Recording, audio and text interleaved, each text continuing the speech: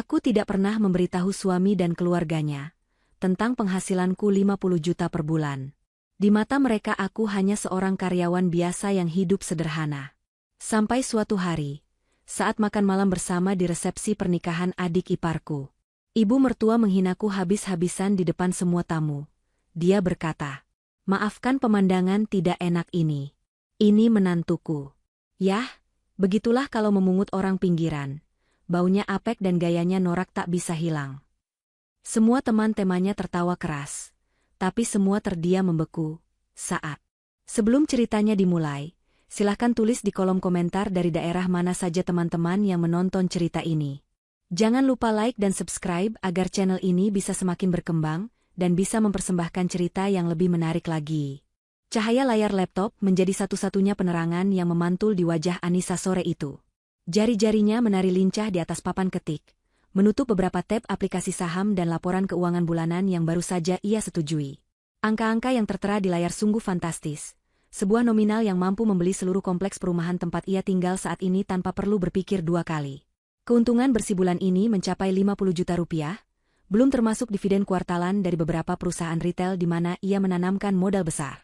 Anissa menghela napas panjang, bukan karena lelah, melainkan karena ia harus segera berganti peran. Ia menutup laptop mahalnya perlahan, memasukkannya ke dalam tas kerja butut yang sengaja ia pakai untuk mengelabui pandangan orang, lalu menyembunyikannya di bawah tumpukan baju di lemari. Di rumah kontrakan sempit ini, Anissa bukanlah investor kelas kakap atau konsultan bisnis yang disegani. Di sini, ia hanyalah Anissa, istri dari Indra, seorang karyawan staf administrasi biasa yang gajinya seringkali habis di tengah bulan. Di mata keluarga suaminya, Anissa hanyalah wanita benalu yang beruntung dinikahi oleh Indra. Mereka mengira Anissa hanya bekerja serabutan sebagai admin toko daring dengan gaji pas-pasan. Anissa memang sengaja menyembunyikan identitas aslinya. Ia trauma dengan masa lalu di mana banyak orang mendekatinya hanya karena uang. Ia ingin melihat ketulusan Indra dan keluarganya. Namun, setelah 3 tahun pernikahan, yang ia dapatkan bukanlah ketulusan, melainkan penghinaan yang bertubi-tubi. Suara motor Indra terdengar berhenti di depan pagar. Anissa bergegas menuju dapur. Ia harus terlihat sibuk menyiapkan makan malam. Di atas meja makan kayu yang catnya sudah mulai mengelupas, tersaji menu yang sangat sederhana. Ada sayur bayam bening, sambal terasi, dan sepiring tempe goreng tepung yang masih hangat. Hanya itu yang bisa ia sajikan dengan uang belanja 1 juta rupiah per bulan yang diberikan Indra. Sebenarnya Anissa bisa saja memesan catering mewah atau menyewa koki pribadi, namun ia memegang teguh prinsipnya untuk tetap berperan sesuai skenario yang ia buat. Ia ingin tahu sampai kapan Indra akan membiarkannya hidup susah sementara suaminya itu selalu memprioritaskan gaya hidup ibu dan adiknya. Pintu depan terbuka. Indra masuk dengan wajah kusut. Kemeja kerjanya terlihat lecek. Tanpa menyapa Anissa, ia langsung melempar tas kerjanya ke sofa ruang tamu yang busanya sudah kempes. Anissa menyambutnya dengan senyum tipis dan menyodorkan segelas air putih dingin. Indra meneguknya rakus tanpa ucapan terima kasih. Belum sempat Anissa bertanya tentang hari yang dilalui suaminya, suara klakson mobil sedan terdengar nyaring dari depan rumah. Itu bukan mobil Indra, melainkan taksi daring yang membawa tamu yang paling Anissa hindari namun harus ia hormati. Bu Lisa, ibu mertuanya, datang berkunjung. Anissa membukakan pintu. Bu Lisa berdiri di sana dengan gaya angkuhnya yang khas. Wanita parubaya itu menatap Anissa dari ujung kepala hingga ujung kaki dengan tatapan menilai yang merendahkan. Tanpa permisi, Bu Lisa melenggang masuk ke dalam rumah kontrakan itu sambil mengipas-ngipas wajahnya dengan tangan, seolah udara di dalam rumah Anissa begitu sesak dan bau. Di belakangnya mengekor Siska, adik Indra, yang sibuk dengan ponselnya dan bahkan tidak menoleh sedikit pun pada Anissa. Bu Lisa langsung duduk di sofa, menggeser tas Indra dengan kasar. Ia mulai mengeluhkan betapa panasnya udara hari itu, dan betapa jauhnya lokasi rumah kontrakan Indra dari pusat kota. Anissa hanya diam mendengarkan, lalu pamit ke belakang untuk menyiapkan piring tambahan. Hatinya sudah kebal. 3 tahun mendengar keluhan yang sama membuat telinganya terbiasa. Ia membawa piring dan gelas ke meja makan, lalu mempersilakan mertua dan adik iparnya untuk makan malam bersama. Indra tampak gugup. Ia tahu ibunya sangat rewel soal makanan, dan menu malam ini jauh dari standar yang biasa ibunya nikmati. Mereka duduk mengelilingi meja makan kecil itu. Bu Lisa menatap hidangan di meja dengan mata melotot. Ia mengambil garpu, lalu dengan ujung garpu itu ia membolak-balik tempe goreng di piring saji, seolah sedang memeriksa bangkai tikus. Wajahnya mengerut jijik. Siska bahkan langsung menutup hidungnya dan berbisik pada ibunya bahwa ia tidak selera makan. Suasana hening seketika, ketegangan merayap di udara yang lembab itu.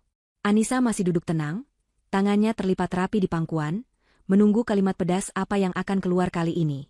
Bu Lisa melempar garpunya ke piring, hingga menimbulkan bunyi denting yang nyaring dan menyakitkan telinga. Ia menatap indera tajam, lalu beralih menatap Anissa dengan sorot mata penuh kebencian. Bu Lisa mulai berteriak. Ia bertanya apakah ini cara Anissa menghormati tamu. Ia bertanya apakah anak laki-laki kesayangannya, Indra, hanya diberi makan makanan kampungan seperti ini setiap hari. Bu Lisa menyebut menu itu sebagai makanan orang susah yang tidak pantas masuk ke perut keluarganya yang terhormat. Indra mencoba menenangkan ibunya dengan suara pelan.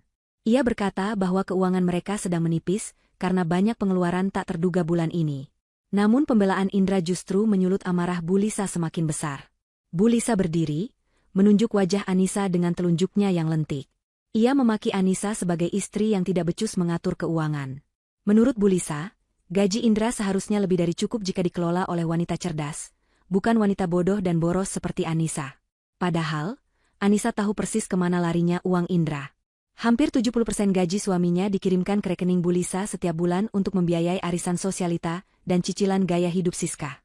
Bu Lisa mengambil piring berisi tempe goreng itu. Dengan gerakan cepat dan kasar, ia menumpahkan seluruh isinya ke lantai tepat di depan kaki Anissa.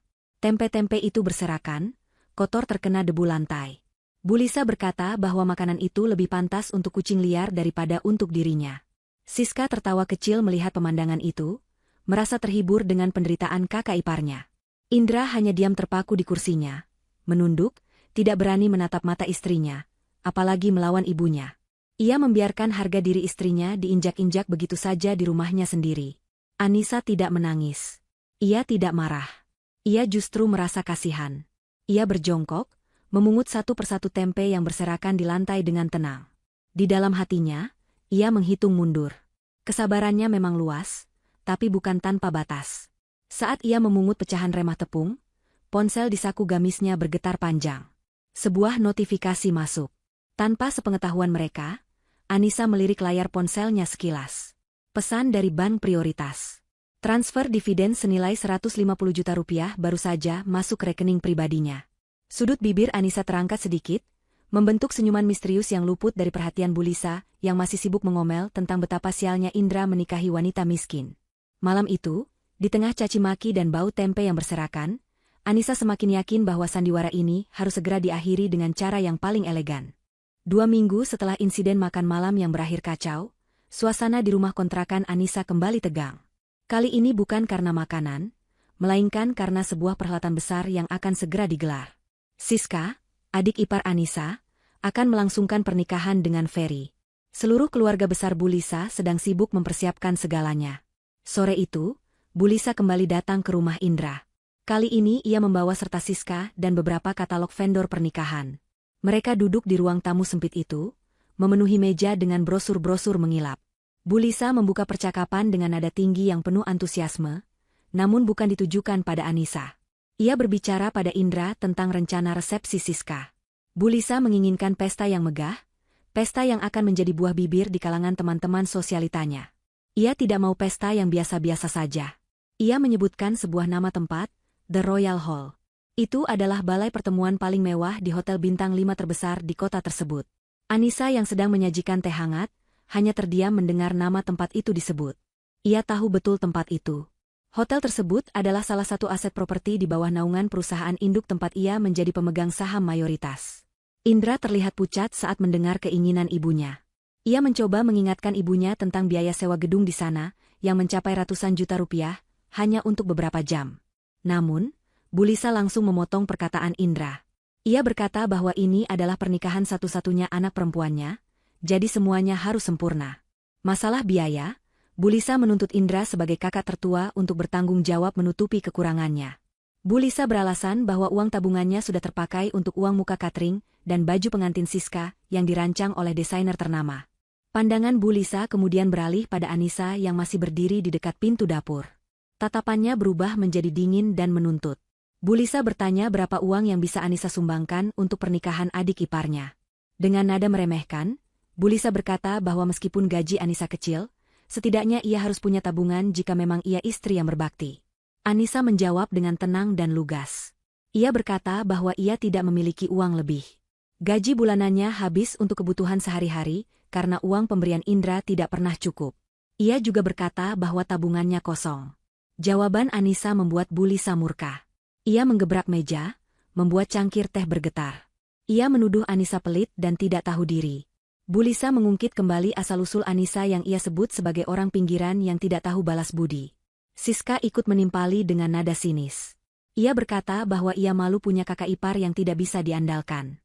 Siska bahkan menyindir bahwa kehadiran Anissa di pestanya nanti hanya akan merusak pemandangan jika Anissa tidak berpenampilan layak. Pembicaraan kemudian beralih ke topik pakaian. Siska dan Bu Lisa akan mengenakan gaun kebaya modern bertabur payet kristal yang mereka pesan khusus. Harganya puluhan juta rupiah. Indra pun sudah dipesankan setelan jas mahal. Tiba-tiba, Bu Lisa melempar sebuah bungkusan plastik hitam ke pangkuan Anissa. Plastik itu terlihat lusuh dan berdebu. Anissa membukanya perlahan. Di dalamnya terdapat sepotong kebaya tua berwarna kusam, dengan beberapa noda kekuningan di bagian kerahnya. Baunya apek, campuran antara bau lemari tua dan kapur barus yang menyengat.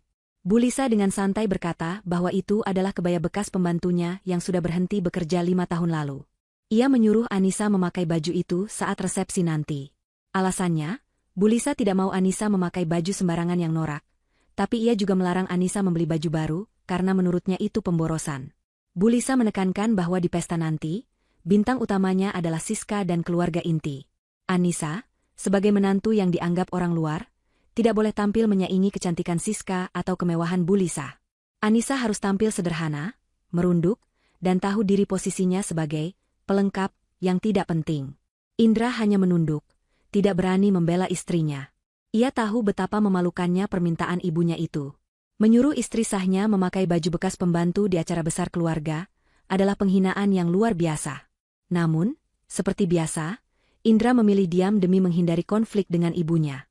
Ia hanya melirik Anissa sekilas dengan tatapan memohon, agar Anissa menuruti saja keinginan ibunya demi kedamaian bersama.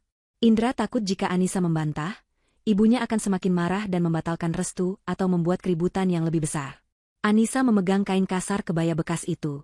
Ia merasakan teksturnya yang tidak nyaman di kulit. Hinaan ini sudah melampaui batas kewajaran. Namun, wajah Anissa tetap datar. Tidak ada air mata, tidak ada teriakan marah. Ia justru mengangguk pelan, menyetujui perintah Bu Lisa. Ia berkata akan mencuci baju itu dan memakainya saat resepsi. Senyum kemenangan merekah di bibir Bu Lisa dan Siska. Mereka puas karena berhasil menekan Anissa dan memastikan bahwa menantu, kampungan, itu tidak akan mempermalukan mereka dengan sok tampil cantik di pesta nanti. Bu Lisa pun pamit pulang dengan perasaan riang, meninggalkan tumpukan brosur dan bungkusan plastik bau apek itu di pangkuan Anissa. Setelah mobil Bu Lisa menjauh dan Indra masuk ke kamar mandi untuk membersihkan diri, Anissa meletakkan baju bekas itu di meja. Ia mengambil ponselnya, lalu berjalan ke teras belakang rumah yang sepi. Ia mendial sebuah nomor yang tersimpan dengan nama, General Manager, Royal Hall. Nada sambung terdengar 2 kali sebelum suara di seberang sana menjawab dengan sangat hormat dan antusias. Anissa memberikan instruksi dengan suara rendah namun tegas.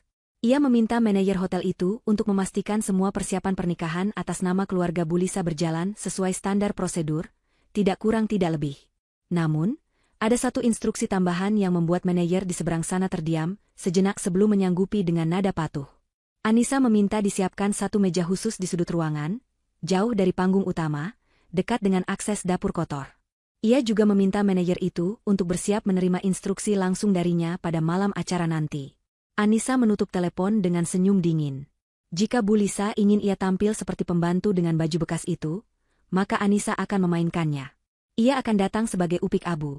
Namun Bu Lisa lupa bahwa dalam setiap cerita dongeng, Upik Abu selalu memiliki kekuatan yang bisa membalikkan keadaan dalam sekejap mata. Anissa akan memastikan pesta itu menjadi panggung sandiwara yang tak terlupakan bagi semua orang, terutama bagi mertuanya yang sombong itu.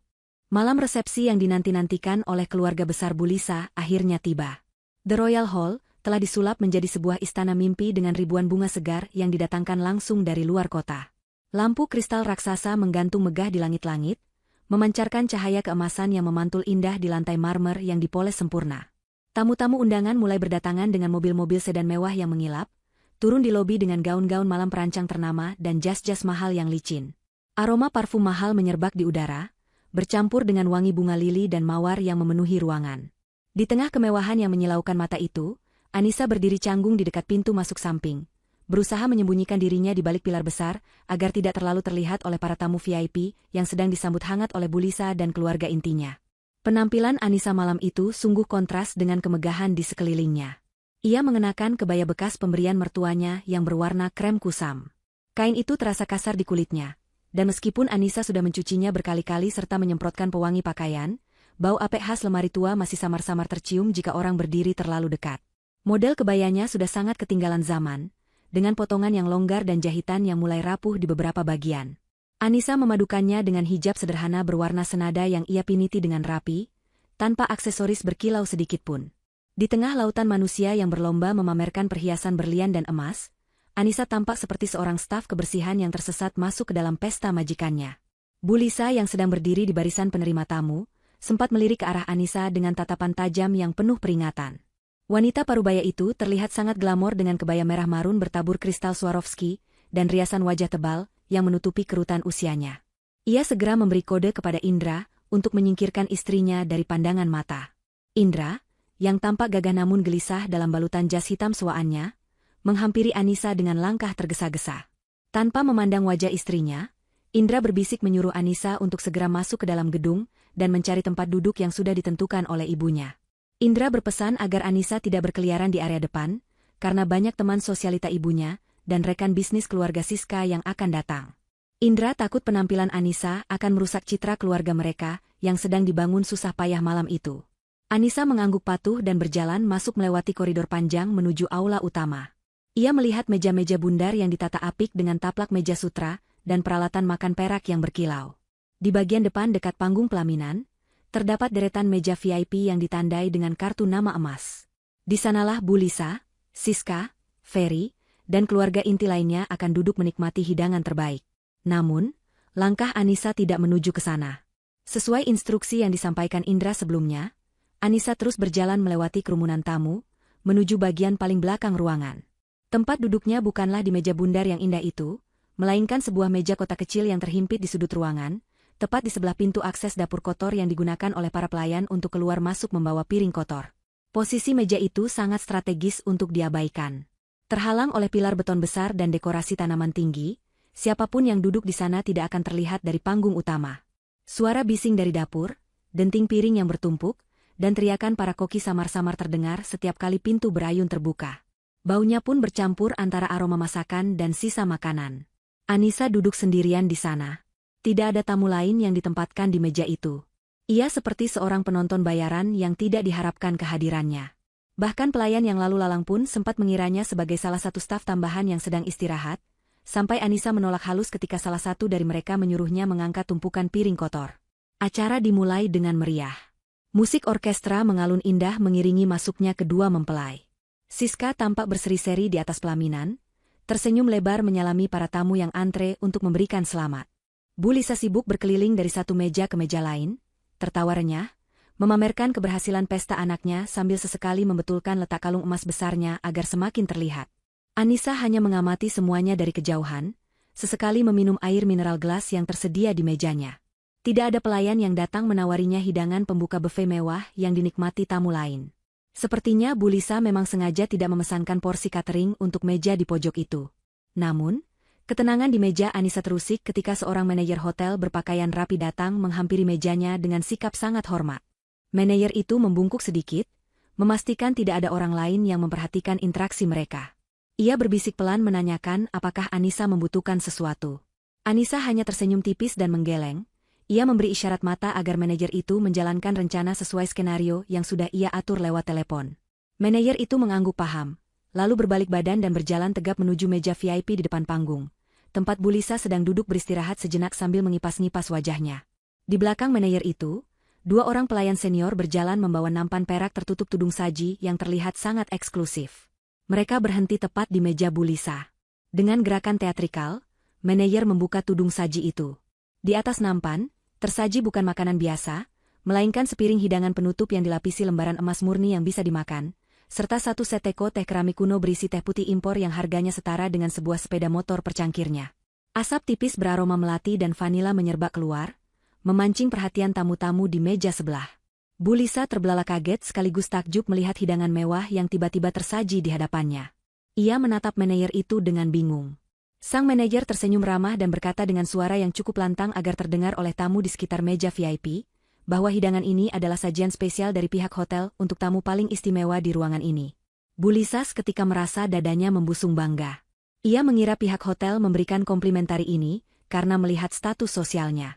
Ia merasa diakui sebagai nyonya besar yang disegani. Dengan gaya sombong yang dibuat-buat, Bu Lisa mengangguk-angku dan berkata bahwa layanan hotel ini memang memuaskan.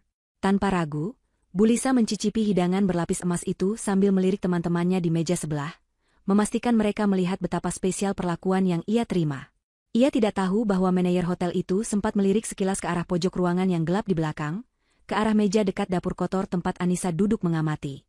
Sajian itu sebenarnya adalah jatah pemilik hotel yang dialihkan Anissa ke meja mertuanya sebagai bagian dari jebakan manis. Manajer itu lalu berbisik kepada salah satu stafnya untuk tetap siaga menunggu aba-aba dari bos besar di meja belakang. Sementara Bu Lisa sibuk menikmati teh mahalnya dan semakin merasa di atas angin, ia tidak menyadari bahwa ia sedang menari di atas panggung yang disiapkan Anissa untuk menjatuhkannya nanti. Anissa di sudut sana hanya memutar gelas air mineralnya perlahan, matanya menatap lurus ke arah panggung sandiwara itu dengan tatapan dingin yang tak terbaca. Pesta resepsi telah mencapai puncaknya. Suasana di dalam The Royal Hall semakin hangat dan riuh oleh gelak tawa para tamu undangan. Piring-piring bekas hidangan utama mulai diangkat, digantikan oleh piring-piring kecil berisi kue manis. Bu Lisa merasa malam ini adalah malam kejayaannya. Ia merasa telah sukses membuktikan kepada dunia bahwa keluarganya adalah keluarga terpandang. Pujian demi pujian dari teman-teman arisannya mengenai kemewahan pesta dan hidangan emas tadi membuatnya mabuk kepayang. Kepercayaan dirinya melambung tinggi hingga menembus langit-langit aula. Ia merasa bisa melakukan apa saja, termasuk mempermalukan orang yang paling ia benci di muka bumi ini sebagai hiburan tambahan. Saat pembawa acara memberikan mikrofon kepada perwakilan keluarga untuk menyampaikan sepatah dua patah kata ucapan terima kasih, Bu Lisa merebut kesempatan itu. Ia berdiri di tengah ruangan, tepat di bawah sorotan lampu spotlight yang terang benderang. Wajahnya berseri-seri penuh kemenangan. Ia mulai berbicara, mengucapkan terima kasih kepada para tamu yang hadir, memuji kecantikan putrinya, dan membanggakan menantu barunya, Ferry. Semua tamu bertepuk tangan sopan. Namun, mata Bu Lisa yang liar menyapu ruangan, mencari sosok di sudut gelap. Ia menemukan Anissa yang sedang duduk diam. Sebuah ide jahat terlintas di benak Bu Lisa. Ia ingin menunjukkan kepada semua orang betapa murah hatinya dia, karena mau menampung menantu yang tidak selevel. Dengan suara yang sengaja dibuat mendayu-dayu namun penuh racun, Bu Lisa berkata melalui pengeras suara bahwa ada satu orang lagi yang ingin ia perkenalkan. Ia melambaikan tangannya ke arah pojok ruangan, meminta petugas lampu sorot untuk mengarahkan cahaya ke sana. Sinar lampu putih yang menyilaukan seketika menembus kegelapan sudut ruangan, menyinari Anissa yang sedang duduk sendirian. Anissa menyipitkan mata karena silau, tapi ia tidak menunduk. Ia tetap duduk tegak dengan ketenangan yang luar biasa. Bu Lisa memanggil Anissa untuk maju ke depan. Awalnya Anissa diam saja, namun Bu Lisa mendesak dengan nada yang seolah-olah ramah tapi memaksa. Indra yang duduk di meja VIP tampak gelisah. Ia mencoba menahan ibunya dengan memegang lengan kebaya Bu Lisa, tapi ditepis kasar. Bu Lisa bersikeras. Akhirnya, Anissa berdiri. Ia berjalan perlahan melewati lorong meja-meja bundar menuju pusat ruangan. Langkahnya tenang, tidak ada keraguan sedikitpun, meskipun ratusan pasang mata menatapnya dengan pandangan bertanya-tanya. Penampilannya dengan kebaya lusuh dan jilbab sederhana benar-benar merusak pemandangan di tengah kemewahan pesta itu. Sesampainya Anissa di dekat Bu Lisa, ibu mertuanya itu langsung merangkul bahu Anissa, tapi rangkulan itu terasa kaku dan menjijikan. Bu Lisa mendekatkan mikrofon ke bibirnya, dan mulai melontarkan kalimat yang sudah ia simpan sejak lama. Ia berkata kepada hadirin dengan nada meminta simpati yang palsu. Bu Lisa meminta maaf atas pemandangan yang tidak enak di mata para tamu. Ia memperkenalkan Anissa sebagai menantunya, istri dari Indra. Kemudian, bom itu meledak. Bu Lisa melanjutkan kalimatnya dengan tawa kecil yang menghina, mengatakan bahwa beginilah resikonya kalau memungut orang pinggiran menjadi bagian keluarga. Ia berkata lantang bahwa meskipun sudah diajari tata krama, bau apek dan gaya norak Anissa tetap tidak bisa hilang. Hening sejenak, lalu tawa meledak dari meja teman-teman sosialita Bu Lisa. Mereka tertawa keras, menunjuk-nunjuk pakaian Anissa yang memang terlihat kusam di bawah lampu sorot. Siska di pelaminan ikut terkikik geli di balik buket bunganya. Ferry tersenyum sinis. Indra hanya menunduk dalam-dalam, wajahnya merah pada menahan malu, tapi tidak sepatah kata pun keluar dari mulutnya untuk membela istrinya. Ia membiarkan Anissa berdiri di sana, menjadi objek tertawaan ratusan orang. Anissa berdiri mematung, wajahnya datar tanpa ekspresi, seolah ia sedang menonton adegan film yang membosankan, bukan sedang dihina di depan umum. Tepat saat tawa para tamu sedang riuh-riuhnya, pintu utama ballroom yang besar dan berat terbuka lebar dengan suara berdentum. Suara tawa perlahan mereda, berganti dengan suara bisik-bisik penasaran. Dari balik pintu, masuklah rombongan kecil yang memancarkan aura kekuasaan yang begitu kuat. Di depan, berjalan seorang wanita parubaya yang anggun dengan setelan blazer formal namun terlihat sangat mahal dan berkelas. Itu adalah Bu Maharani, konglomerat properti yang namanya sering muncul di majalah bisnis. Sosok yang paling dipuja dan ingin didekati oleh Bu Lisa seumur hidupnya. Mata Bu Lisa berbinar seketika. Ia lupa pada Anissa di sebelahnya. Ia segera membenahi rambut dan bajunya, lalu berlari kecil menghampiri Bu Maharani dengan tangan terulur, siap menyambut tamu agung itu. Dalam pikirannya, kedatangan Bu Maharani adalah bukti sahih bahwa level sosialnya sudah setara. Bu Lisa sudah menyiapkan kalimat sambutan termanisnya.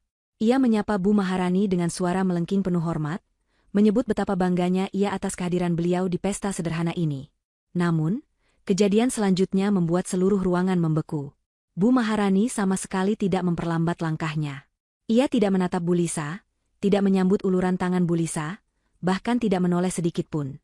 Ia berjalan lurus melewati Bu Lisa seolah ibu mertua Anissa itu hanyalah patung dekorasi yang tidak terlihat. Senyum di wajah Bu Lisa kaku seketika, tangannya yang terulur menggantung hampa di udara. Bu Maharani terus berjalan tegap menuju tengah ruangan, matanya terkunci pada satu sosok. Bu Maharani berhenti tepat di hadapan Anissa. Suasana ruangan menjadi sunyi senyap, saking sepinya hingga suara jatuhnya sendok pun akan terdengar. Semua orang menahan napas. Bu Maharani, wanita besi yang terkenal dingin itu, tiba-tiba membungkukkan badannya sedikit, sebuah gestur penghormatan yang sangat dalam. Ia kemudian mengulurkan kedua tangannya dan menggenggam tangan Anissa dengan hangat. Dengan suara yang jelas dan berwibawa, yang terdengar hingga ke seluruh penjuru ruangan tanpa perlu mikrofon, Bu Maharani berkata, "Selamat malam bos, senang sekali bisa bertemu denganmu di sini. Maaf saya datang terlambat, ada sedikit kendala saat menyiapkan berkas merger perusahaan kita untuk besok." Kalimat itu menghantam ruangan seperti petir di siang bolong. "Bos?" Bu Maharani memanggil wanita berbaju lusuh itu dengan sebutan bos. Wajah Bu Lisa pucat pasi, darah seolah lenyap dari wajahnya. Mulutnya ternganga, matanya bolak-balik menatap Bu Maharani dan Anissa dengan tatapan tidak percaya. Teman-teman sosialitanya yang tadi tertawa kini terdiam kaku, gelas minuman tertahan di bibir mereka. Indra mengangkat kepalanya dengan sentakan keras, matanya melotot menatap istri yang selama ini ia anggap benalu.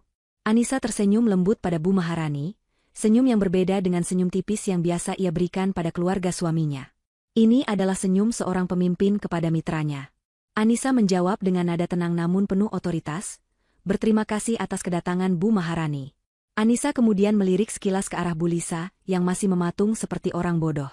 Tatapan Anissa kini berubah tajam, setajam mata pisau bedah yang siap mengoyak topeng kemunafikan keluarga itu. Malam itu, di bawah sorotan lampu yang sama, peran telah bertukar. Sang upik abu telah melepaskan samarannya, dan sang ratu jahat baru saja menyadari bahwa ia telah membangunkan naga yang sedang tidur. Waktu seakan berhenti berputar di dalam The Royal Hall malam itu. Udara dingin dari pendingin ruangan yang tadinya terasa sejuk kini berubah mencekam, menusuk hingga ke tulang sumsum setiap orang yang hadir. Kalimat yang baru saja dilontarkan oleh Bu Maharani masih menggema di setiap sudut ruangan, memantul di dinding-dinding berlapis marmer, dan meresap ke dalam kesadaran ratusan tamu yang kini membeku di tempatnya masing-masing. Kata, "Bos," yang diucapkan dengan nada penuh hormat itu terdengar asing dan tidak masuk akal jika disematkan pada sosok Anissa yang berdiri dengan pakaian lusuh di tengah ruangan. Ribuan pasang mata kini tertuju pada satu titik, mencoba mencerna apa yang sebenarnya sedang terjadi di hadapan mereka. Tidak ada lagi suara denting sendok, tidak ada lagi bisik-bisik, bahkan suara napas pun seolah tertahan karena ketegangan yang begitu pekat. Bu Lisa adalah orang yang paling terguncang. Wajahnya yang tadi merah merona karena bangga dan penuh tawa kemenangan, kini berubah drastis menjadi seputih kertas. Bibirnya yang dipulas lipstik merah menyala bergetar hebat, mencoba membentuk sebuah senyuman namun gagal total, menyisakan seringai kaku yang menyedihkan. Otaknya menolak keras fakta yang baru saja ia dengar. Baginya, ini pasti sebuah kesalahan besar.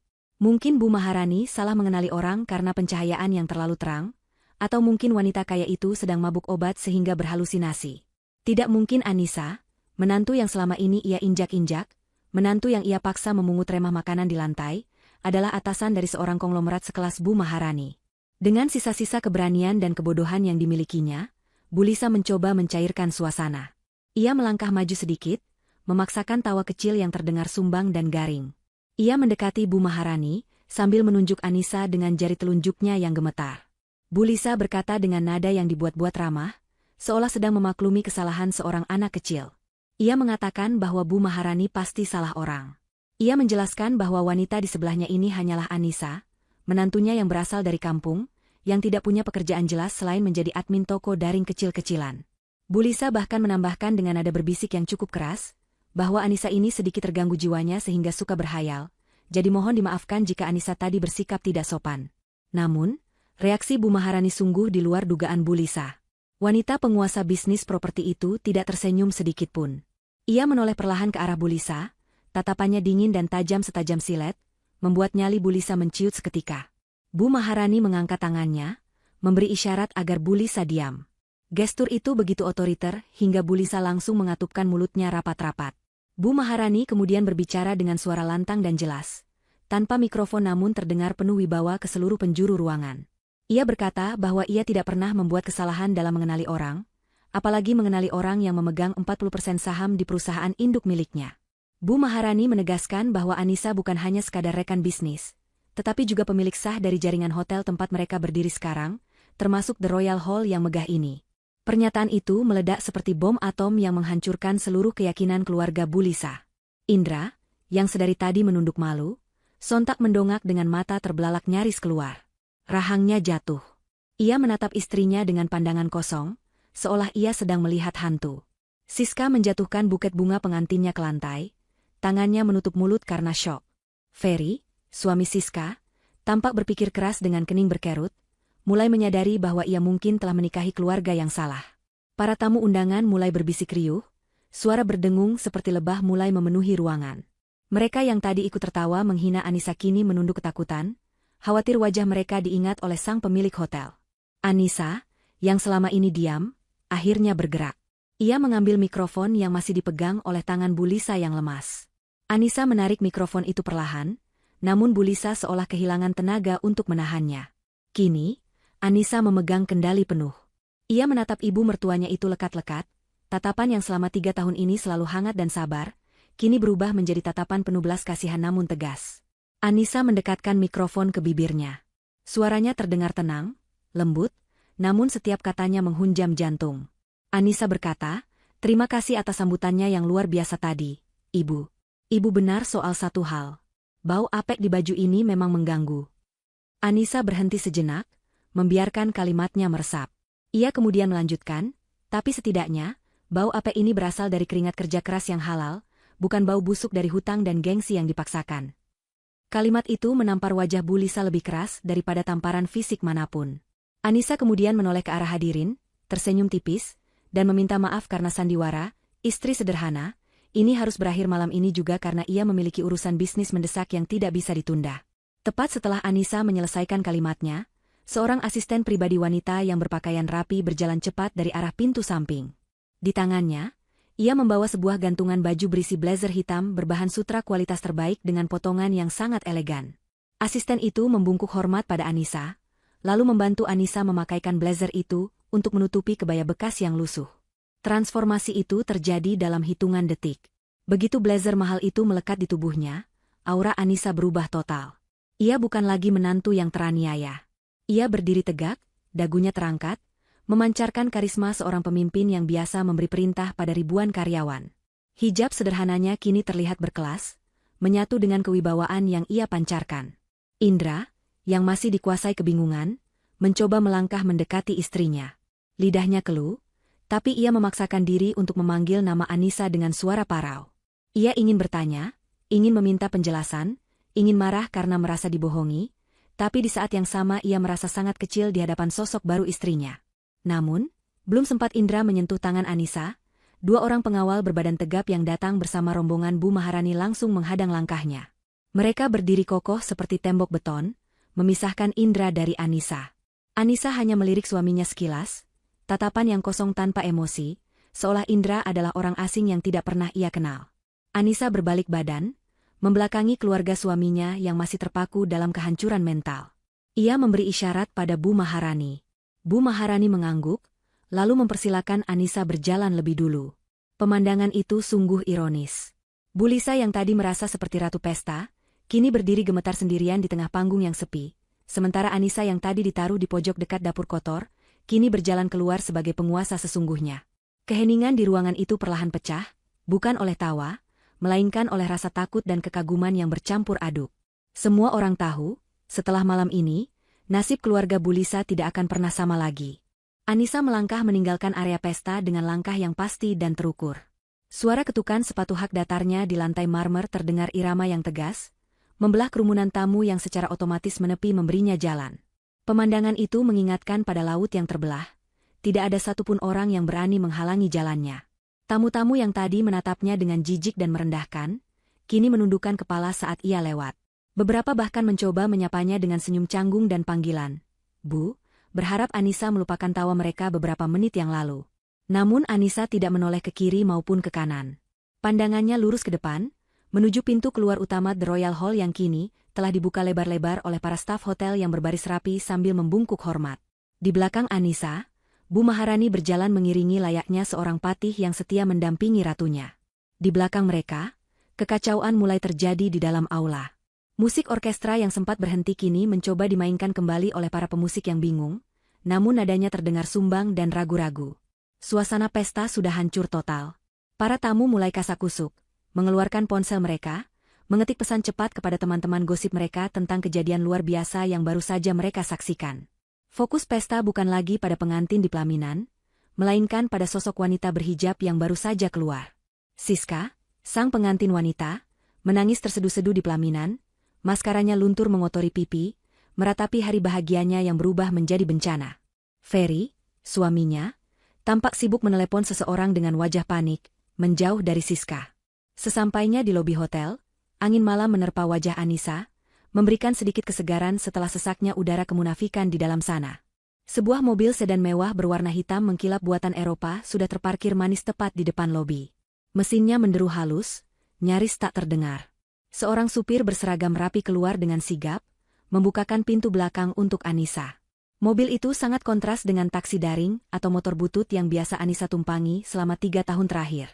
Lambang kemewahan di kap mesin mobil itu berkilau tertimpa lampu lobi, menegaskan sekali lagi siapa sebenarnya pemilik tahta malam itu. Sebelum masuk ke dalam mobil, Anissa berhenti sejenak. Ia berbalik menatap gedung hotel megah miliknya itu. Di pintu kaca lobi, ia melihat Indra berlari terengah-engah mengejarnya. Wajah Indra basah oleh keringat, matanya merah. Ia berhasil lolos dari pengawal di dalam, namun langkahnya terhenti oleh tim keamanan hotel di pintu lobi. Indra berteriak memanggil nama Anissa, suaranya terdengar putus asa. Ia memohon agar Anissa tidak pergi, berteriak bahwa mereka perlu bicara, bahwa ini semua hanya salah paham. Indra bahkan mencoba memainkan kartu, suami, dengan meneriakkan kewajiban istri, namun teriakannya hanya memantul sia-sia di dinding kaca tebal.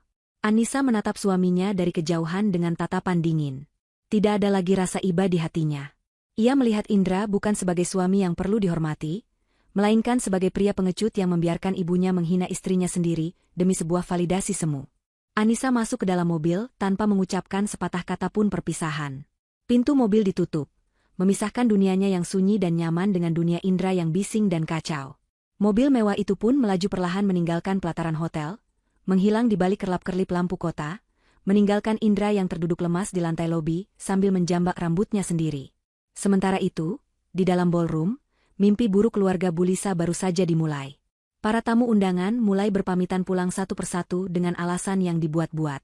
Mereka tidak betah berlama-lama di sana, karena suasananya sudah sangat tidak nyaman. Dalam waktu kurang dari setengah jam, ruangan yang tadinya penuh sesak itu kini melompong, menyisakan sampah tisu, sisa makanan, dan keluarga inti Bu Lisa yang masih syok berat. Bu Lisa duduk terkulai di kursi VIP, kipas tangannya patah karena diremas terlalu kuat. Ia masih menatap kosong ke arah pintu keluar, otaknya masih berusaha menyangkal kenyataan. Tiba-tiba, manajer hotel yang tadi menyajikan teh emas datang menghampiri meja mereka. Kali ini, tidak ada lagi senyum ramah atau sikap membungkuk hormat. Wajah manajer itu datar dan profesional, sangat dingin.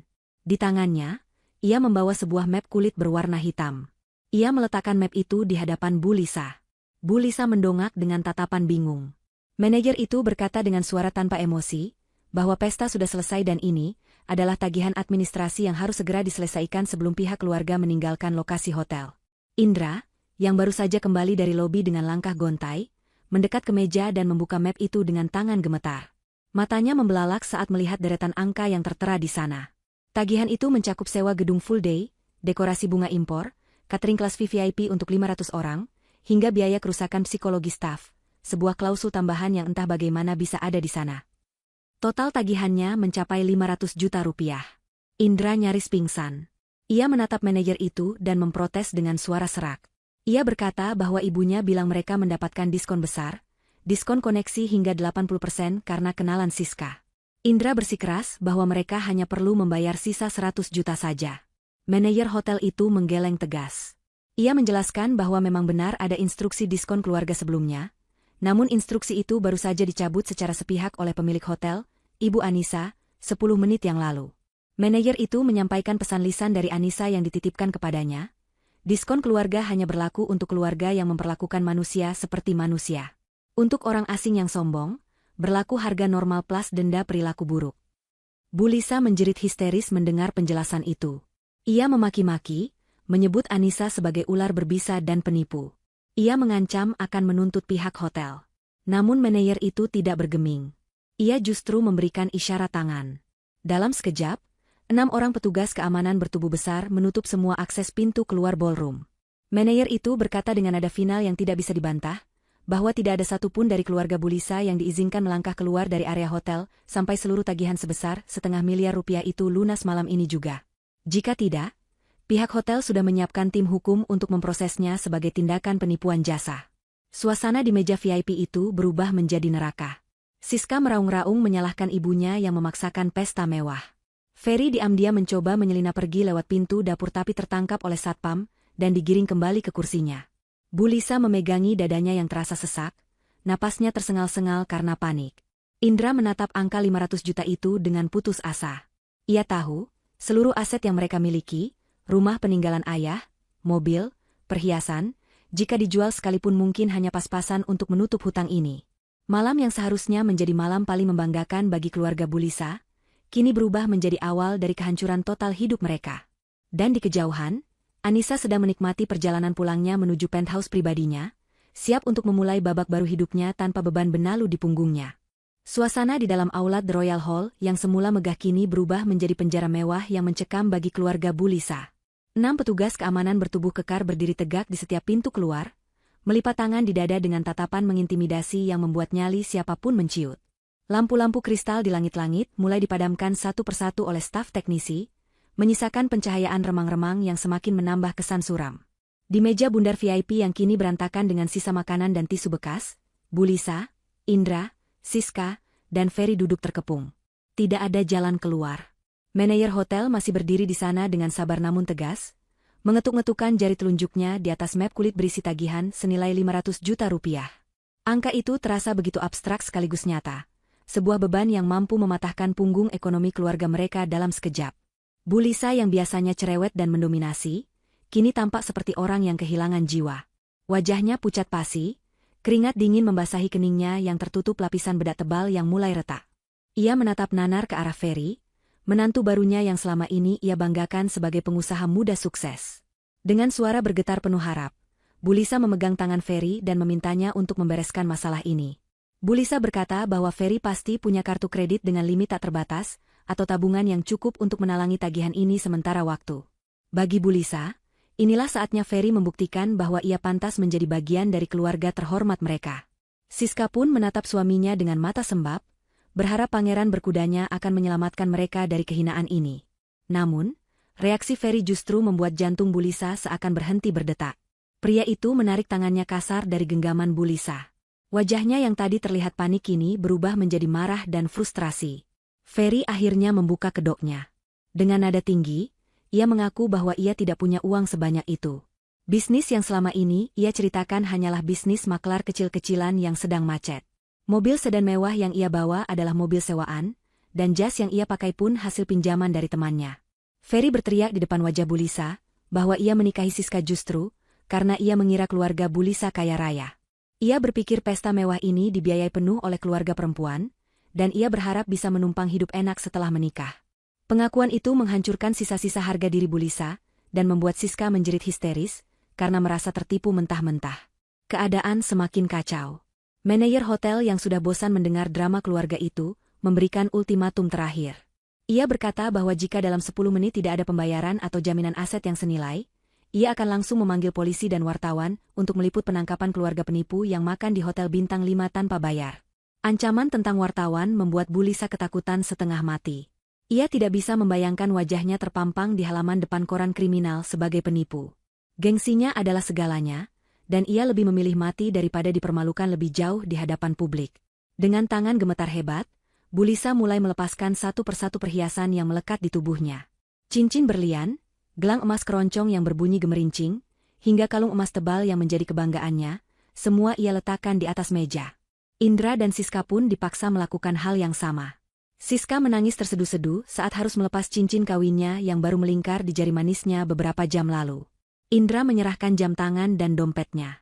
Manajer hotel memanggil seorang staf penaksir harga yang muncul dari balik pintu dapur.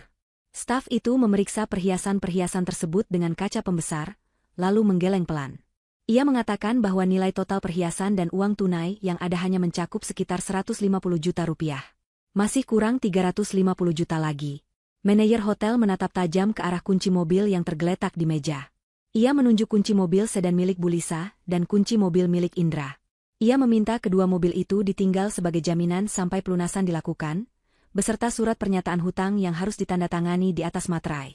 Indra mencoba menolak. Mobil itu adalah satu-satunya alat transportasi yang ia miliki untuk bekerja. Tapi tatapan petugas keamanan yang melangkah maju membuatnya bungkam. Dengan hati hancur, mereka menandatangani surat perjanjian itu. Mereka resmi menyerahkan harta benda mereka kepada pihak hotel. Setelah urusan administrasi selesai, mereka digiring keluar lewat pintu belakang, pintu yang biasa digunakan untuk membuang sampah dapur, bukan lewat lobi utama yang megah. Mereka berdiri di pinggir jalan aspal yang dingin di belakang hotel, tanpa mobil, tanpa perhiasan, dan tanpa harga diri. Gaun dan jas mewah yang mereka pakai kini terasa seperti kostum badut yang mengejek nasib mereka. Di tengah keputusasaan itu, Indra teringat pada Anissa. Ia merogoh saku celananya, mengambil ponsel yang untungnya tidak disita. Dengan jari gemetar, ia menekan nomor Anissa. Terdengar nada sambung yang panjang. Indra berdoa dalam hati agar Anissa mengangkatnya. Ia yakin, sekeras apapun hati Anissa, istrinya itu pasti masih punya rasa kasihan. Akhirnya, panggilan tersambung. Suara Anissa terdengar sangat tenang dan jernih. Kontras dengan napas Indra yang memburu. Indra langsung memberondong Anissa dengan kalimat-kalimat manipulatif. Ia bertanya kenapa Anissa tega melakukan ini, ia mengingatkan Anissa tentang dosa istri yang durhaka pada suami, dan ia memohon agar Anissa mengirimkan uang atau setidaknya mobil jemputan karena ibunya sedang syok berat. Jawaban Anissa dari seberang telepon terdengar dingin, datar, dan tanpa emosi. Anissa bertanya balik kepada Indra, di mana suara lantang Indra saat ibunya menghina Anissa di atas panggung tadi. Anissa bertanya kemana perginya imam keluarga yang seharusnya melindungi kehormatan istrinya. Indra terdiam, lidahnya keluh. Anissa kemudian melanjutkan dengan kalimat yang membuat lutut Indra lemas. Ia berkata bahwa mulai detik ini, Indra tidak perlu pulang ke rumah kontrakan mereka. Anissa memberitahu bahwa masa sewa rumah itu sebenarnya sudah habis bulan lalu, dan Anissa lah yang memperpanjangnya diam-diam. Namun malam ini, Anissa sudah membatalkan perpanjangan itu dan meminta pemilik kontrakan untuk mengosongkannya. Barang-barang Indra dan keluarganya sudah dikemas dalam kardus dan diletakkan di teras rumah. Anissa menutup telepon itu dengan ucapan selamat malam yang terasa seperti vonis mati, lalu memblokir nomor Indra. Indra menatap layar ponselnya yang gelap, menyadari bahwa ia baru saja kehilangan satu-satunya pelampung penyelamat dalam hidupnya. Fajar menyingsing dengan suram bagi keluarga Bulisa. Setelah malam yang panjang dan melelahkan, mereka akhirnya terdampar di teras rumah kontrakan Indra. Mereka pulang menggunakan taksi daring yang dibayar dengan sisa uang receh di saku Indra. Pemandangan yang menyambut mereka di sana sungguh memilukan hati. Tumpukan kardus mie instan berisi pakaian dan barang-barang pribadi mereka berserakan di lantai keramik teras yang dingin. Pintu rumah terkunci rapat dengan gembok besar yang baru dipasang. Pemilik kontrakan, seorang bapak tua yang galak, sempat keluar sebentar saat mereka datang hanya untuk memastikan mereka tidak mendobrak masuk, lalu kembali masuk tanpa peduli pada nasib mantan penyewanya. Bu Lisa duduk bersandar pada tumpukan kardus dengan tatapan kosong. Kebaya mahalnya kini kusut dan kotor terkena debu jalanan. Riasan wajahnya luntur, memperlihatkan kerutan-kerutan tua yang selama ini ia sembunyikan dengan uang dan perawatan. Ia masih belum bisa menerima kenyataan bahwa ia kini tidak punya rumah untuk pulang, tidak punya mobil untuk dipamerkan, dan tidak punya perhiasan untuk digadaikan. Rumah pribadinya sendiri sudah lama ia jual untuk menutupi gaya hidup sosialitanya, dan uang hasil penjualan itu habis untuk membiayai uang muka pesta pernikahan Siska yang kini menjadi bencana. Mereka benar-benar gelandangan. Hari itu juga, realita menghantam mereka bertubi-tubi tanpa ampun. Siska dan Ferry bertengkar hebat di halaman sempit itu. Siska menuntut Ferry untuk bertanggung jawab, namun Ferry yang sudah tidak melihat keuntungan apapun dari pernikahan ini memilih jalan pintas. Ferry mengemasi tas pakaiannya sendiri, lalu berkata pada Siska bahwa ia akan pulang ke rumah orang tuanya di kampung. Ia mencampakkan Siska begitu saja, mengatakan bahwa ia jijik melihat keluarga penipu yang sok kaya. Siska menangis meraung-raung, menarik kaki Ferry, memohon agar tidak ditinggalkan, tapi Ferry menendang pelan tangan Siska dan pergi begitu saja naik ojek pangkalan. Pernikahan yang belum genap 24 jam itu hancur berkeping-keping. Siska kini berstatus janda kembang yang miskin dan ditinggalkan. Sementara itu, Indra mencoba bersikap rasional. Ia berpikir bahwa setidaknya ia masih punya pekerjaan. Gaji bulanannya mungkin kecil, tapi cukup untuk menyewa kamar kos murah dan membeli makan sederhana sampai mereka bisa bangkit lagi. Indra mandi di keran air masjid terdekat, merapikan kemeja kerjanya yang kusut sebisa mungkin, lalu berangkat ke kantor naik angkutan umum. Di sepanjang perjalanan, ia menyusun rencana untuk meminta pinjaman kantor atau kasbon kepada HRD dengan alasan musibah keluarga. Ia yakin perusahaannya tidak akan membiarkan karyawan lama sepertinya menderita. Ia merasa posisinya di perusahaan cukup aman, karena selama ini ia merasa kinerjanya cukup baik. Namun, sesampainya di kantor, suasana terasa berbeda. Kartu akses Indra tidak berfungsi saat ditempelkan di pintu masuk. Satpam yang biasanya ramah kini menatapnya dengan tatapan curiga, dan tidak mengizinkannya masuk ke area kerja. Tak lama kemudian, seorang staf HRD keluar membawa sebuah amplop coklat tebal. Tanpa mempersilakan Indra duduk atau masuk ke ruangan, staf itu menyerahkan amplop tersebut di lobi depan yang ramai. Indra membukanya dengan tangan gemetar. Di dalamnya terdapat surat pemutusan hubungan kerja, PHK, yang berlaku efektif hari itu juga. Indra protes keras. Ia berteriak menanyakan apa alasannya, karena ia merasa tidak pernah membuat kesalahan fatal. Staf HRD itu menatap Indra dengan tatapan iba bercampur meremehkan. Ia menjelaskan fakta yang selama ini tidak Indra ketahui. Ia berkata bahwa Indra sebenarnya sudah masuk daftar pengurangan karyawan sejak 2 tahun lalu, karena kinerjanya yang di bawah rata-rata. Namun, Indra dipertahankan selama ini hanya karena adanya rekomendasi khusus dari salah satu pemegang saham strategis perusahaan, yaitu Ibu Anissa. Pagi ini, rekomendasi tersebut resmi dicabut oleh Ibu Anissa. Tanpa perlindungan dari istrinya, Indra tidak memiliki nilai apapun bagi perusahaan. Staf itu menambahkan bahwa pesangon Indra akan langsung dipotong untuk membayar hutang koperasi yang pernah Indra ambil demi membelikan tas bermerek untuk ibunya tahun lalu. Indra dipecat tanpa membawa uang sepeser pun. Indra keluar dari gedung perkantoran mewah itu dengan langkah gontai. Matahari siang yang terik terasa membakar kulitnya, seolah alam semesta pun sedang menghukumnya. Ia berjalan kaki menyusuri trotoar panas, merenungi betapa bodohnya ia selama ini. Ia baru sadar bahwa kenyamanan hidupnya, jabatannya, bahkan piring nasi yang ia makan setiap hari, semuanya adalah pemberian Anissa yang ia sia-siakan. Ia telah membuang berlian demi mempertahankan batu kerikil.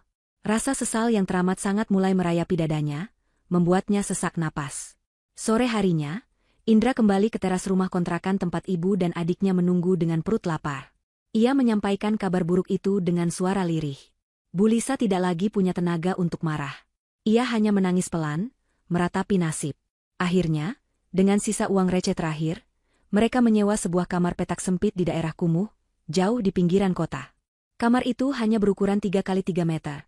Dengan dinding yang lembab berjamur dan kamar mandi luar yang digunakan bersama penghuni lain. Tidak ada kasur empuk, hanya tikar tipis yang digelar di lantai semen yang dingin. Saat mereka masuk ke dalam kamar itu, bau menyengat langsung menusuk hidung. Bau apek yang berasal dari ventilasi udara yang buruk bercampur dengan bau selokan di depan rumah. Bu Lisa menutup hidungnya dengan ujung kebaya yang kini sudah kotor. Ia teringat kata-katanya sendiri di pesta pernikahan kemarin. Ia pernah menghina Anissa dengan sebutan bau apek. Kini, karma itu datang dengan kecepatan kilat. Bau apek itu kini menjadi aroma kehidupan sehari-harinya. Mereka bertiga duduk berimpitan di atas tikar, perut berbunyi karena lapar, dikelilingi oleh dinding suram yang seolah menertawakan keangkuhan mereka di masa lalu. Malam itu, mereka makan sebungkus nasi kucing yang dibagi 3. Tidak ada lauk daging atau tempe goreng tepung buatan Anissa yang dulu mereka hina. Hanya ada sedikit nasi dan sambal teri yang asin. Di tengah kesunyian yang mencekam, dari balik dinding tipis kamar sebelah, terdengar suara televisi tetangga yang sedang menayangkan berita bisnis. Suara penyiar berita terdengar jelas menyebut nama Anissa. Indra, Siska, dan Bu Lisa terdiam, menajamkan telinga. Di layar kaca itu, Anissa sedang diwawancarai sebagai sosok wanita inspiratif yang baru saja mengakuisisi sebuah pusat perbelanjaan baru. Anissa terlihat begitu cantik, cerdas, dan bersinar. Ia tersenyum bahagia ke arah kamera, sebuah senyuman yang kini terasa sangat jauh dan tak terjangkau bagi Indra. Di kamar sempit yang bau apek itu, air mata penyesalan Indra akhirnya tumpah. Namun semuanya sudah terlambat. 3 bulan telah berlalu sejak malam resepsi yang menghancurkan itu. Namun bagi keluarga Bu Lisa, waktu terasa berjalan sangat lambat, menyiksa mereka detik demi detik dengan penderitaan yang tak berujung. Kehidupan di kamar kos sempit berukuran 3x3 meter itu, telah mengubah drastis penampilan dan mental mereka. Bu Lisa yang dulu selalu tampil prima dengan rambut disanggul rapi dan wangi parfum impor, kini terlihat seperti nenek tua yang tidak terurus. Rambutnya memutih dan kusut, kulit wajahnya kusam dan berbintik hitam, karena tidak pernah lagi tersentuh perawatan salon. Tubuhnya kurus kering, tulang pipinya menonjol tajam, menandakan betapa kurangnya asupan gizi yang masuk ke tubuhnya. Setiap pagi, ia harus bangun dengan punggung yang sakit luar biasa, karena tidur beralaskan tikar tipis di atas lantai semen yang dingin dan lembab. Kenyataan hidup memaksa mereka untuk membuang jauh-jauh rasa gengsi yang dulu mereka junjung setinggi langit. Uang pesangon Indra yang sangat sedikit, karena dipotong hutang koperasi sudah habis tak bersisa untuk membayar sewa kos, dan makan seadanya di bulan pertama. Kini, mereka harus bekerja serabutan hanya untuk memastikan besok masih bisa makan nasi. Bu Lisa, dengan berat hati, mencoba mencari pekerjaan di sekitar lingkungan kumuh tempat mereka tinggal. Ia melamar menjadi tukang cuci gosok di sebuah usaha binatu kecil. Namun, kebiasaan lamanya yang suka memerintah dan mengeluh menjadi bumerang. Di hari ketiga bekerja, Bu Lisa dipecat dengan tidak hormat oleh pemilik binatu. Ia dimarahi habis-habisan di depan pelanggan karena membakar sebuah kemeja saat menyetrika sambil melamun. Lalu bukannya meminta maaf, ia malah menyalahkan kualitas kain kemeja tersebut. Sang pemilik binatu melempar uang gaji harian Bu Lisa ke wajahnya dan mengusirnya keluar, menyebutnya sebagai orang tua yang tidak tahu diri dan tidak bisa kerja. Siska pun tidak bernasib lebih baik. Setelah ditinggal suaminya dan menjadi janda, Siska mencoba melamar menjadi pelayan di sebuah warung makan Tegal. Namun, Siska yang seumur hidup dimanja dan tidak pernah memegang pekerjaan kasar, sangat lamban dalam bekerja. Ia sering menjatuhkan gelas, salah mencatat pesanan, dan yang paling parah, ia sering cemberut dan jutek kepada pelanggan yang menurutnya berpenampilan kucel. Puncaknya adalah ketika ia bertengkar dengan seorang sopir angkot yang komplain soal kembalian. Siska memaki sopir itu miskin, lupa bahwa dirinya kini berada di level yang sama. Pemilik warung langsung memecatnya hari itu juga tanpa pesangon. Siska pulang ke kos sambil menangis meraung-raung, menyalahkan ibunya yang menurutnya telah salah mendidik dan salah memilihkan jodoh, membuat suasana di kamar sempit itu semakin panas dan penuh kebencian. Indra adalah yang paling menderita secara batin. Sebagai satu-satunya laki-laki, beban menafkahi ibu dan adiknya ada di pundaknya. Ia mencoba melamar pekerjaan ke sana kemari, menyebar puluhan surat lamaran setiap hari. Namun, kabar tentang pemecatannya dan skandal di hotel mewah itu ternyata telah menyebar di kalangan HRD perusahaan sejenis. Di dunia korporat yang sempit, reputasi adalah segalanya. Tidak ada perusahaan yang mau mempekerjakan seseorang yang memiliki catatan buruk, tidak kompeten, dan pernah terlibat kasus penipuan jasa hotel. Indra akhirnya terpaksa bekerja sebagai kuli panggul di pasar induk yang berjarak 5 km dari tempat kosnya. Setiap hari ia harus bangun jam 3 pagi, berjalan kaki ke pasar karena tidak punya ongkos, dan mengangkat karung-karung beras yang beratnya puluhan kilogram.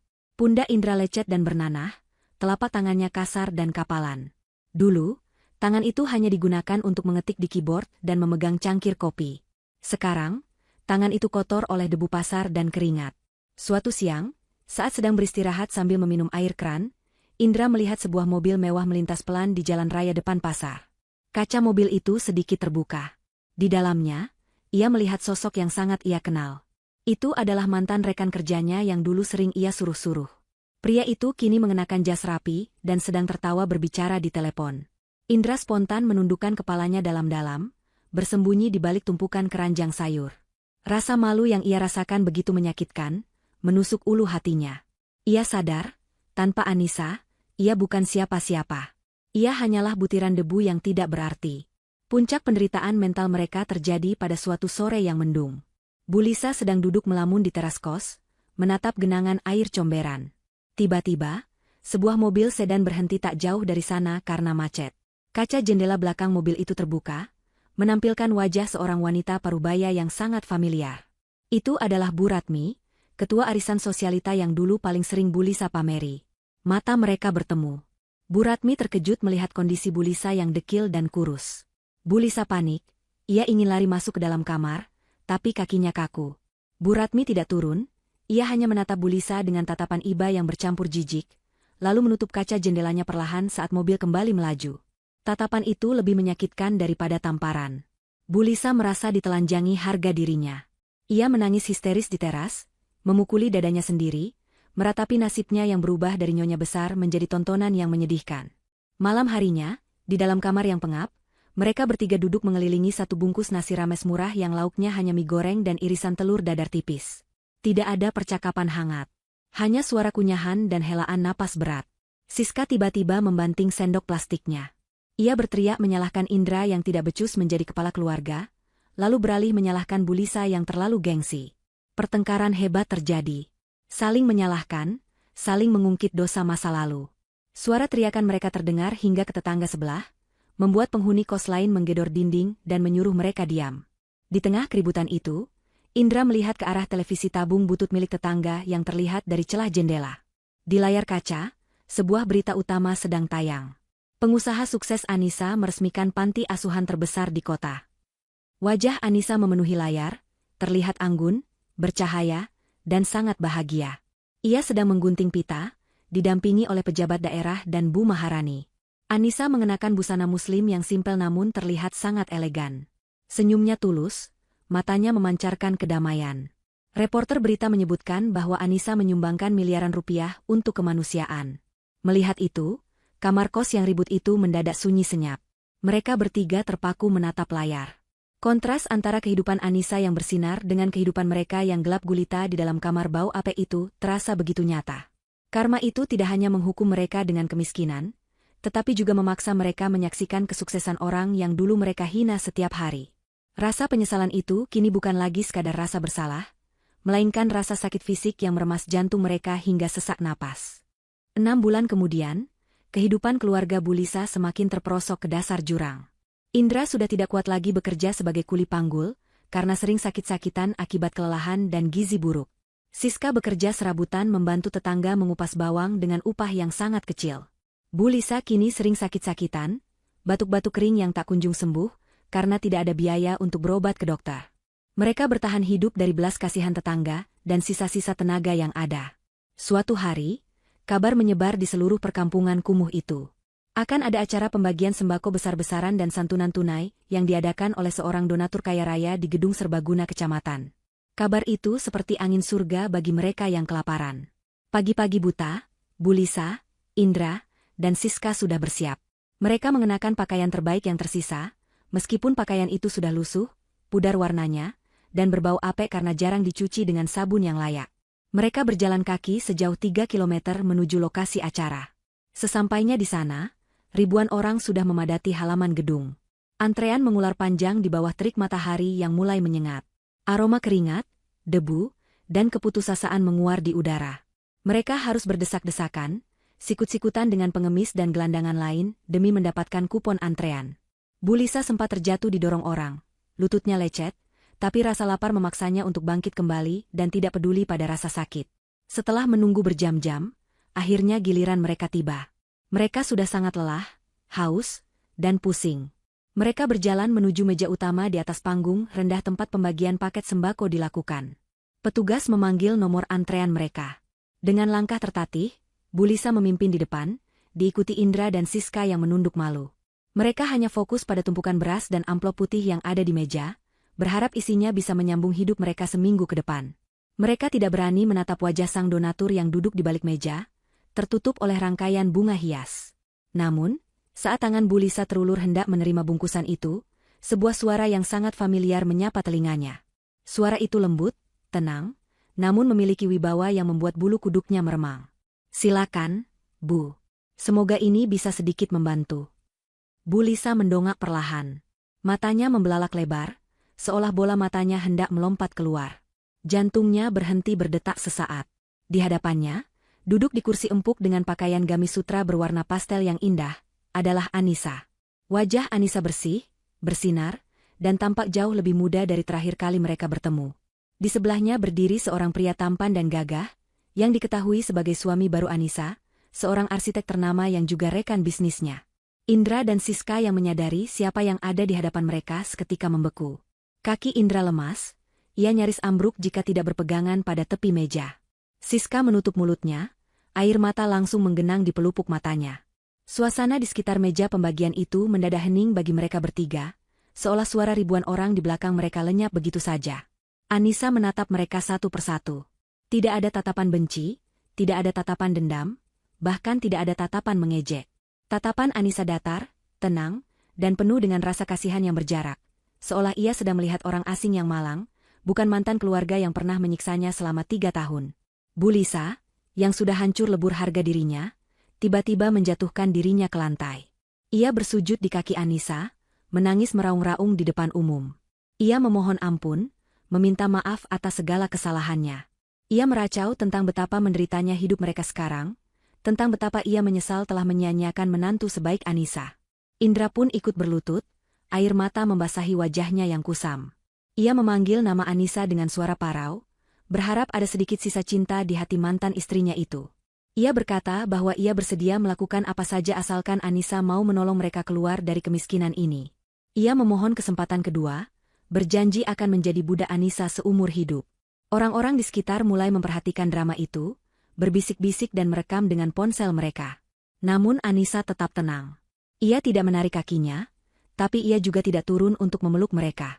Ia membiarkan Bu Lisa dan Indra menumpahkan penyesalan mereka hingga habis. Setelah tangisan mereka mereda menjadi isakan kecil, Anissa berbicara. Suaranya tidak keras, tapi cukup jelas terdengar oleh mereka bertiga. "Bangunlah, Bu, Mas Indra. Tidak perlu bersujud pada manusia," kata Anissa datar. Ia memberi isyarat pada stafnya untuk membantu mereka berdiri. Bu Lisa berdiri dengan harapan yang membumbung tinggi, mengira hati Anissa luluh dan akan mengajak mereka kembali hidup enak. Indra menatap Anissa dengan mata berbinar penuh harap. Namun, Anissa mengambil 3 paket sembako besar dan 3 amplop tebal berisi uang santunan. Ia menyerahkannya ke tangan mereka masing-masing. "Ambillah. Ini adalah hak kalian sebagai kaum duafa hari ini. Gunakan dengan bijak," ucap Anissa sambil tersenyum tipis. Indra tertegun, tangannya gemetar menerima bungkusan itu. Ia memberanikan diri bertanya, "Anissa, hanya inikah? Tidak bisakah kita bicara? Aku masih suamimu maksudku. Aku pernah..."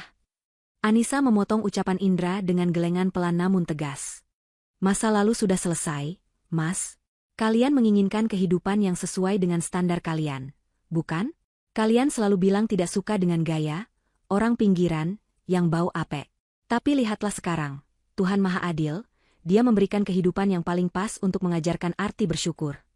Anissa kemudian menatap Bu Lisa tepat di manik matanya. "Bu, nikmatilah hidup sederhana ini. Bukankah Ibu dulu bilang gaya orang pinggiran tidak bisa hilang dari saya? Ternyata Ibu salah. Gaya itu tidak melekat pada saya. Tapi gaya itu sekarang justru sangat cocok dan menyatu sempurna dengan Ibu. Selamat menikmati hasil panen dari apa yang Ibu tanam selama ini." Setelah mengucapkan kalimat pamungkas itu, Anissa berdiri.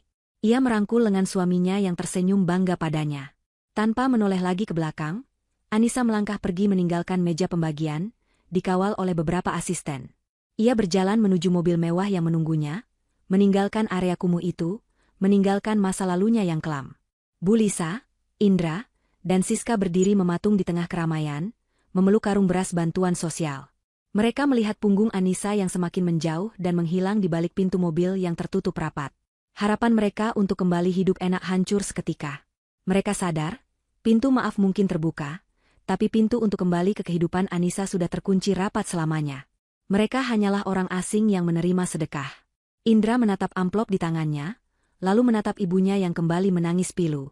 Di bawah terik matahari yang membakar, mereka akhirnya menyadari bahwa ini adalah akhir kisah mereka. Mereka harus kembali ke kamar kos yang bau apek, memasak beras sedekah ini, dan menjalani sisa hidup mereka dalam penyesalan yang abadi, sementara Anissa terus melaju menuju masa depannya yang cerah dan bahagia.